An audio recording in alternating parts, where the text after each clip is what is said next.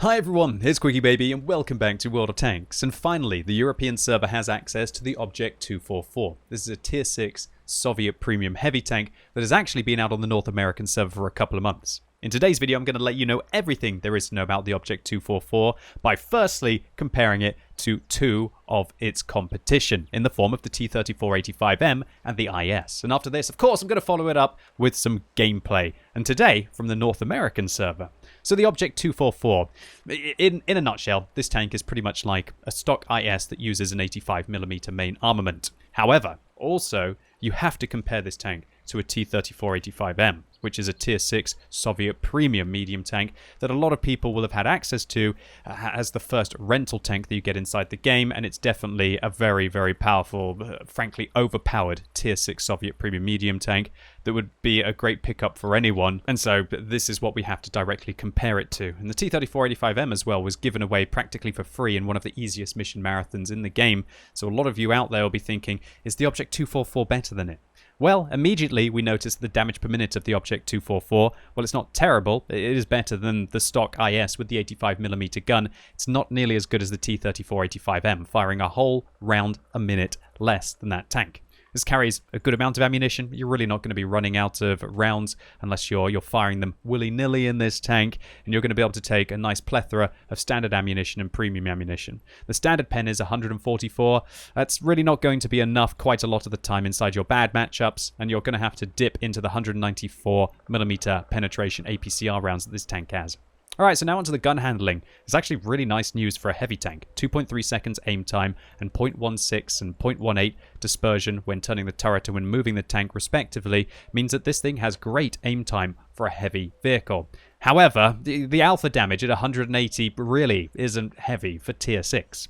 If you're looking at the KV-85, which this tank will compete with, that tank has a choice of a 100mm gun or a 122mm gun, both having 250 or 390 alpha damage. To have less than half of an alpha damage that an equal tier tank at this tier can have, or even a KV-2, which has 900 high explosive damage, means that the Object 244 really falls apart if you decide to try and trade one for one with your opponents. This tank really has to try and engage fully and try and use that rate of fire that the tank has to not lose single shot trading engagements. The accuracy on this tank, however, is fantastic at 0.35. It's actually a pretty good sniper at mid to long distances if you need to get yourself there. But while I'm saying that this tank's gun handling is good, it's not T-3485M good. It's only better when moving. It's actually worse when turning the turret and also when aiming. So keep that into account that not only does the T-3485M have the better firepower, unless you're moving or sniping at long range, the T-3485M has also the better gun handling. The the depression angles on this tank are 5 degrees. That's really horrific when you think that even the IS with the 85mm gets 7 degrees of gun depression. This tank does not. And the T-3485M with 7 degrees of gun depression and 25 degrees of gun elevation makes it very flexible on ridge lines. Alright, so now on to mobility. 42 kilometers an hour forwards. That's great compared to the IS's 34 limit. But look at the power to weight ratio, less than 12. That really suffers compared to the IS, and the ground resistances are also worse than the IS and the T-3485M, which actually makes this tank feel rather sluggish unless you're going downhill in a straight line, a lot like with something along the lines of an IS-7. Compare it to also the T-3485M with that 53 forwards and 20 backwards, and this thing is very sluggish indeed. The turret traverse also on this tank is rather lacking at 26 degrees a second. Definitely feels more like a slower heavy tank than a lower caliber gun on a Tier 6 heavy tank. And you're going to have to be very careful with re-engaging your opponents as they flank you, unlike you would have to be in the T-3485M, which only has double the turret traverse. Also, the tank traverse on this tank is pretty poor at 28 degrees a second. It takes a good time for you to be able to turn the tank around to be able to keep the thick part of your tank towards your opponents if they're flanking you. Unlike with the T-3485M, which has 40 degrees base tank traverse, which will be able to get around on all terrains. And the IS actually has fantastic traverse speed as well, making it feel a lot more nimble than the Object 244. But, of course, this has to happen. Why? Because the Object 244 has Tier 7 heavy tank armor at Tier 6, which actually feels like it's a very meaty Tier 6 tank, almost like a super heavy tank at Tier 6, especially if you get against your Tier 4 and Tier 5 opponents. But you just have to sacrifice so much with the firepower, as we talked about, the caliber of the gun to be able to achieve this. Just look at the 244's armor when it's competing against itself. When this tank is competing against itself, if it's angling like this, then this is very thick armor indeed. They won't be able to go through your side. Your lower plate is only a 50-50 to go through. And if you're shooting one of these, if you see them on the battlefield, it's just like an IS. The mid plate is the weakness. If it's facing you front on, the mid plate is the weakness. If it angles its armor to the side like this, the mid plate is the weakness on the corner that's facing you. That's how you want to engage it. Also, this tank has a rather large cupola on top of the vehicle with only 90 millimeters of armor. And so everybody's going to be able to go through this. And also, if one's side scraping out at you and you for some reason can't see its mid plate, or it's hull down against you and you can't see its cupola, then you can just shoot to the left and the right of the mantlet and you should be able to go through pretty much every time on the cheeks. However, this is still great armor for a tier 6 heavy tank. I really can't emphasize that enough, and you can kind of drive around and be very derpy inside a good matchup. However, when you're dealing with your tier 7 and tier 8 tanks, you can't really nearly be so derpy. But still, a great armor loadout for a tier 6 heavy tank. And to go with this, 880 hit points will keep you in the fight long enough to be able to use that armor. But 720 hit points on the T-34-85M, that's definitely not bad. And I know this is a medium tank that I'm comparing it to, but I have to do this. Take a look at the armor of the T-34-85M, because this is practically the same gun. Well, it's the same gun that's shooting at it. With the T-34-85M, it's just your job to side scrape out, and you can side scrape against everything apart from maybe an ISU-152. And it's just this angled armor just provides freaky ricochet opportunities against your opponents, and when you're using your gun depression in this tank as well, your upper hull armor is actually probably better than what you would have in the Object 244. The armor on this thing is just crazy. Really, you can sometimes just sit in front of your opponents and they will struggle to be able to go through you if they're tier 4 or tier 5, and to have all of the extra mobility and the firepower. There's no doubt that the Object 244's armor is better than the T-34-85M, but it's just not that much better. A passing mention should be made to the fact that this tank's chance to be set on fire is higher than the IS at 15 rather than 12, and also the view range is 340. Now this means that you have to use binoculars on this tank, and even with binoculars, unless you've got a very good crew and you're willing to use a premium consumable, you're going to struggle to be able to get up to a very decent view range, 462 meters when I'm using Brothers in Arms, when I'm using a premium consumable, when I'm using vents on this tank.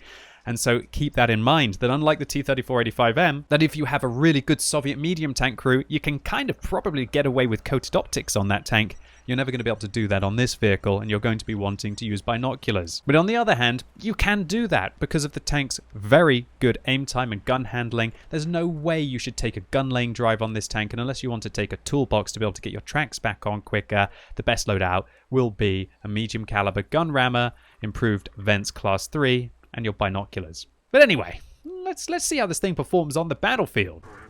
So here we go, we're rolling out on Runeberg, and the matchup is fairly balanced. Some tier 6 tanks against us, some tier 6 tanks against us as well. This should give you an idea of how this vehicle is going to perform, not against the tier 4s and the tier 5s, because when I got this thing against the tier 4s and the tier 5s, yeah, imagine an IS duking it out with tier 4 and tier 5 tanks, although albeit having an 85mm gun rather than the 122. Kind of like what World of Tanks used to be like back in the day, when even tier 4 tanks used to have to sometimes deal with tier 8 tanks on the enemy team. Anyway, we're playing on Runeberg, and this map is completely unbalanced with the starting setup. The enemy team have incredibly strong positions that they can get in over towards the E8 area in this little alcove, and also the enemy team will likely rush into the F5 area and try and get into the windows over here, so you've got to watch out for that. So I've decided instead to make my way through the town, because I feel like that's the best opportunity for the North spawn to win right now, is actually to make their way through the town.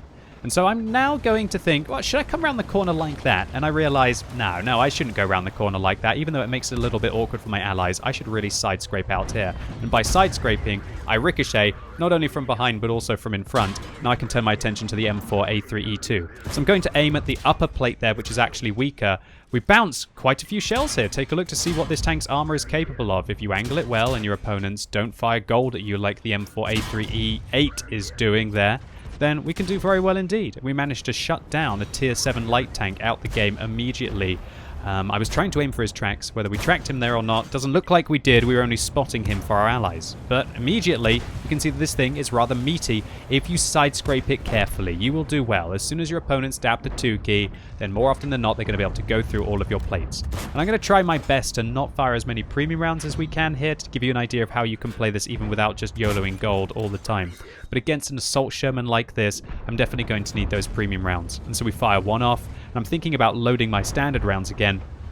I'm actually going to have an incredibly awkward reload in about 5 seconds from now, or about 10 seconds from now. Well, I don't know. We'll have to see when I have my awkward reload. Anyway, let's move on. I'm just really trying to be as free to play as I possibly can on this account especially, because this is my own account. This isn't a test account on the North American server. And look, I actually end up reloading by accident because I was so hungry to be able to just fire standard rounds, but it's not that bad. I mean, the reload on this tank, it's not like I just reloaded a 122mm gun. So we put a good round into the KV-85, a good round into the KV-2, 2 Tier 6 standard Soviet heavy tanks that we're duking it out with. And the armor loadout on this and the KV-85, this is definitely the heavier tank. It's definitely the heavier vehicle, but the KV-85 has access to the better guns for sure. There's a T-29 in front. Put a round trying to shoot his tracks there to try and lock him in place to try and get all the tracking that we'll be able to get. Going to fire another one of his tracks, but just the alpha damage on this gun doesn't manage to take the tracks off. So instead I'm going to fire through the side of the hull, now knowing that he's low on hit points, so we don't have to worry about that.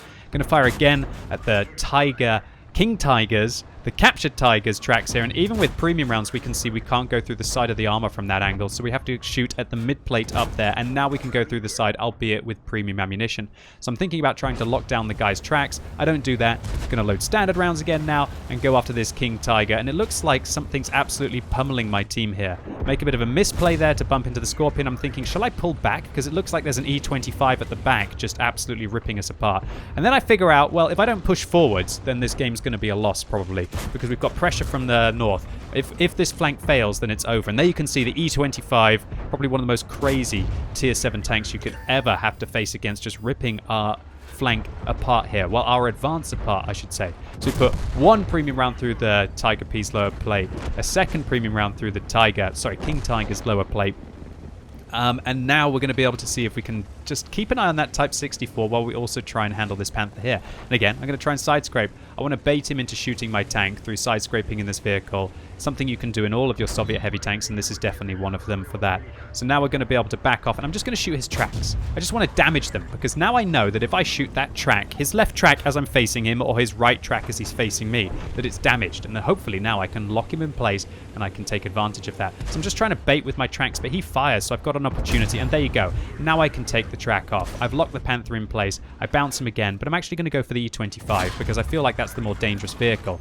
The Panther loads a premium round, puts it through my tracks. I repair my tracks. I want to really take this E25 out, because that thing's got Tier 9 tank destroyer damage per minute, although with very low alpha damage, a lot like this vehicle. The Panther goes down in place. We come around the corner. We clutch shot the Type 64, and now we're really starting to push our damage high, boys and girls. We clutch shot the Type 64 again, and this vehicle, it does have really good gun handling for a mid-tier heavy. This is definitely the case with this tank. The aim time, not too bad. The dispersion value is on the move, not too bad as well.